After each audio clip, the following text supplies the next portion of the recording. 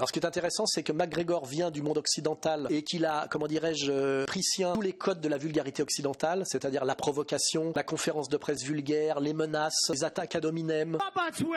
Il avait déjà fait la même chose face à Mayweather, c'était donc une dérive hooliganesque assez laide. Je crois que c'est quand même une leçon. On a un monde de modestie, de morale et de valeurs, qui est très proche de la droite des valeurs, incarné par Khabib, face à un monde très dégénéré, très, à mon avis, assez laid qui montre un très mauvais exemple, notamment pour la jeunesse, qui est le monde dans lequel a sombré McGregor, on va dire pour l'argent. Vu là la domination assez intégrale du grappeur contre le striker, modeste et du religieux Khabib contre le provocateur et vulgaire McGregor. Et je crois que c'est quand même une leçon, est une note d'espoir. C'est la victoire de l'Orient sur l'Occident, la victoire de la modestie et des valeurs sur l'arrogance et la vulgarité. Et je me réjouis donc, bien que moi je sois plus striker que grappeur, de la victoire de Khabib, totalement méritée sur McGregor. Il est parti très loin dans la vulgarité pour le pognon, dans l'agressivité inutile, en poussant d'ailleurs au hooliganisme et à la violence incontrôlée. Et je pense que le but des sports de combat est plutôt d'amener à la maîtrise de soi. N'oublions pas que ce qu'il y a derrière, c'est l'éducation de la jeunesse.